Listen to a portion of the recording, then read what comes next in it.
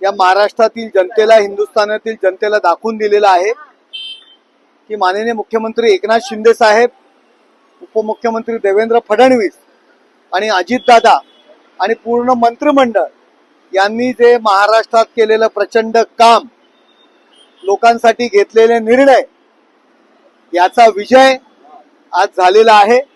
आणि महाराष्ट्राला खरी शिवसेना कुणाची, हिंदुहृदय सम्राट शिवसेना प्रमुख माननीय बाळासाहेब ठाकरे यांचे विचार कोण पुढे घेऊन जाऊ शकतो, याचं उत्तर महाराष्ट्रातील जनतेने संपूर्ण हिंदुस्थानाला दिलेलं आहे.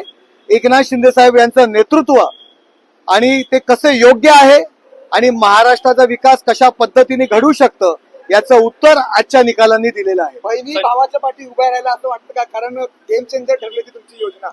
बहिणी माननीय मुख्यमंत्री एकनाथ शिंदे साहेबांच्या पाठीशी उभे राहिला, शेतकरी उभे राहिले, कामगार उभे राहिले, ज्येष्ठ नागरिक उभे राहिले, समाजातील प्रत्येक घटक एकनाथ शिंदे साहेबांच्या पाठीमागे उभे राहिला आणि त्यांनी केलेलं काम प्रत्येक घटकापर्यंत, त्यांनी घेतलेली 24/7 करत असलेलं काम, 365 दिवस रात्रंदिवस करत असलेलं काम, महाराष्ट्राने त्यांच्यावर विश्वास ठेवलेला आहे.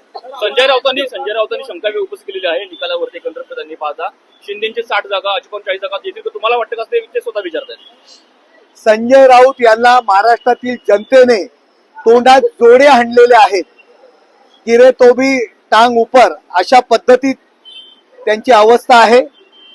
शरद पवार यांचे उंबरठे झिजवणे, सोनिया गांधीजी यांचं मंडलिकत्व पत्करणं आणि उद्धव ठाकरे यांची केलेली वाताहात, हे संजय राऊत यांच्यामुळे झालेलं आहे. त्यांनी, मला याचं वाईट वाटतं की जे उद्धव ठाकरे एकेकाळी आमचे नेते होते, त्यांची ही दशा झालेली आहे. आता तरी त्यांनी यातून दिशा घ्यावी.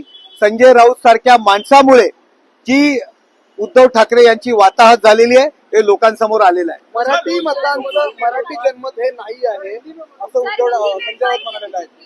हे बघा, संजय राऊत यांना फक्त प्रत्यक्ष तोंडावर जोडे हाणायचे बाकी आहेत. थोडे दिवसानंतर, उद्यानंतर महाराष्ट्रातील जनता त्यांना तोंडावर जोडे हाणणारे मतांच्या रूपाने, त्यांच्या तोंडावर जोडे तर हाणलेलेच आहेत, पण उद्यापासून जे महाराष्ट्राचं फिरतील तर त्यांना प्रत्येक जण येऊन तोंडात जोडे हाणतील, एवढी परिस्थिती त्यांची झालेली आहे. सत्ता आलेली आहे. पुढची रणनीती काय असणार आहे? काय हॉटेल्स वगैरे बुक केले, काय पुढची रणनीती? हे बघा, हॉटेल्स वगैरे बुक करण्याची आम्हाला काही गरज वाटत नाहीये. आमदार सगळे एकत्र येतील, सर्व आमदार हे आमच्या सोबत आहेत. महायुतीचा एकतर्फी विजय या ठिकाणी सुरू आहे. 26 तारखेच्या आत सरकार स्थापन होईल का? होईल, का नाही होणार? मुख्यमंत्री कोणाचा असेल आता? मुख्यमंत्री कोणाचा, तुमची काय अपेक्षा आहे? हे बघा, भाजप खूप मोठ्या हे बघा, माझे नेते एकनाथ शिंदे साहेब आहेत. त्यांच्या नेतृत्वाखाली या महाराष्ट्राच्या निवडणुका लढलेल्या आहेत आणि सगळे नेते सांगत होते की एकनाथ शिंदे यांच्या नेतृत्वाखाली या लढाई आम्ही लढतोय.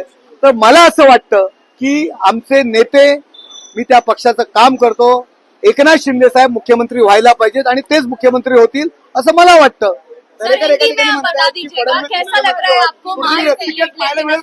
मी माझं मत मांडलं की एकनाथ शिंदे साहेब मुख्यमंत्री व्हायला पाहिजेत, कारण ते माझे नेते आहेत, मी त्या पक्षाचा कार्यकर्ता आहे.